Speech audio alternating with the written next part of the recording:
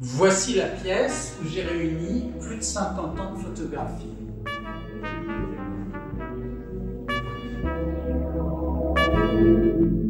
Quand j'ai commencé la photographie, même comme assistant, personne ne voulait de moi, donc il a bien fallu que je me débrouille tout seul.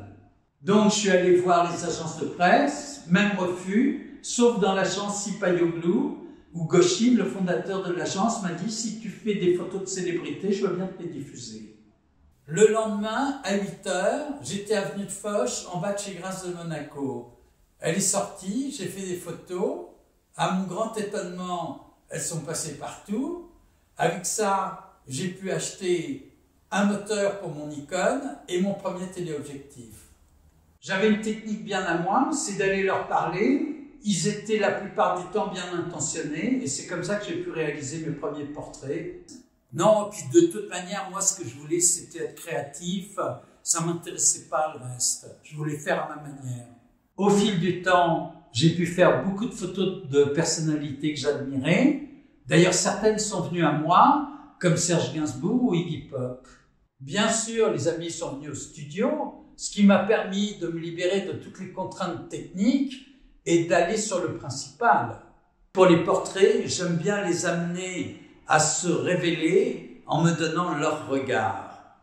Souvent, je faisais des transformations pour que ça passe dans les journaux. Donc là, par exemple, Amanda Lear en Joséphine Baker, en Mahata Ali, en Marilyn Monroe. Ou alors, tu vois, j'avais décidé, c'était les séries des Pères Noël. Donc sur la première page, les gens étaient grimés en Père Noël, et sur la page d'après, tu avais la réponse. Dalida, Galabru, Nana Mouskouri, etc. Écoute, pour moi, je considère un peu tous ces personnages comme des amis, en tout cas comme une relation amicale quand je vais faire les photos. Et en plus, je leur propose un cadre. Tu vois, par exemple, pour Paco, ce sont les ours blancs. Pour Sophie Marceau, je lui demande de me faire des grimaces. Pour Birgit Nilsson, on a fait une espèce de petite scène surréaliste. Pour Will Smith, je lui fais faire sa toilette. Et donc, tout ça, ça me permet d'avoir cette espèce de complicité. Et très vite, en fait, on s'oublie. Une bonne photo, c'est quand je vois une photo et que je me dis, celle-là, j'aurais bien aimé la faire.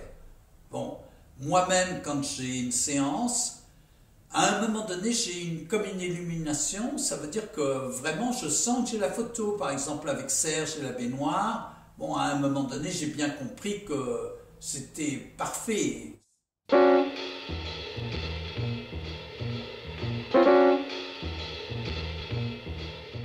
J'avais monté un studio juste à côté de sa suite à lui. Et donc, il est venu, je lui ai proposé de faire l'acteur. Donc, l'idée lui a plu.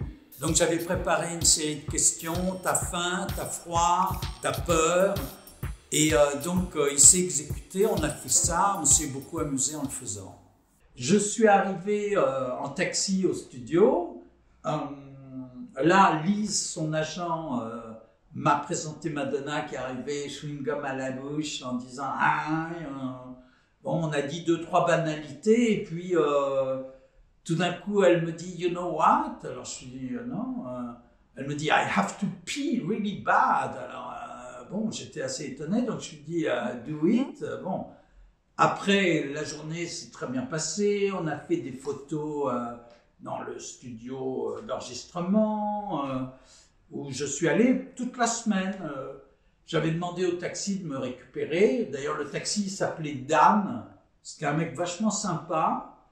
Et en fait, l'avant-dernier jour, puisqu'il m'amenait tous les jours au studio, j'ai cassé le morceau et je lui ai dit que je photographiais Madonna. Là-dessus, il m'a dit « Oh, est-ce que tu peux lui demander si je peux faire une photo avec elle ?»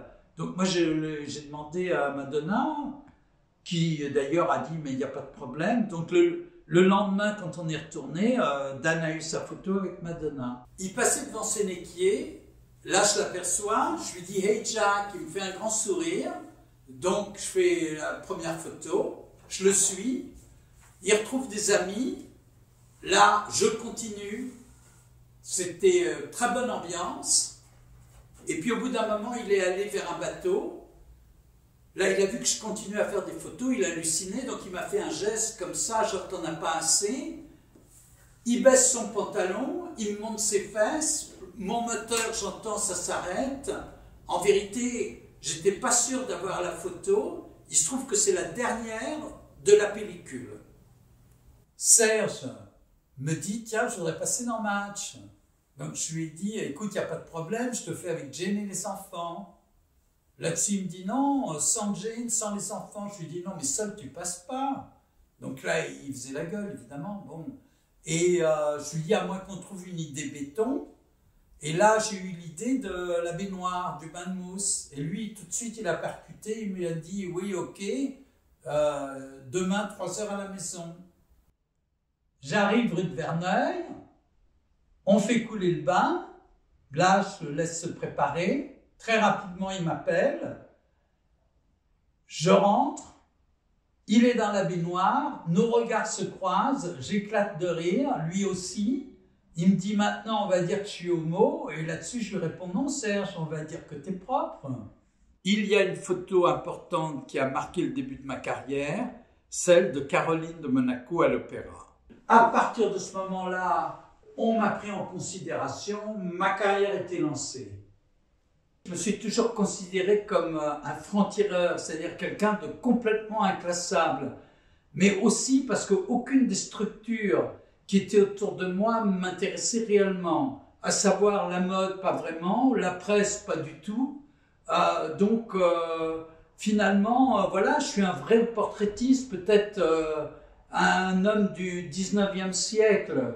Je me suis jamais pris au sérieux. C'est un métier que j'ai fait avec passion, avec un plaisir immense, et si c'était à refaire, je ne changerais absolument rien à l'histoire.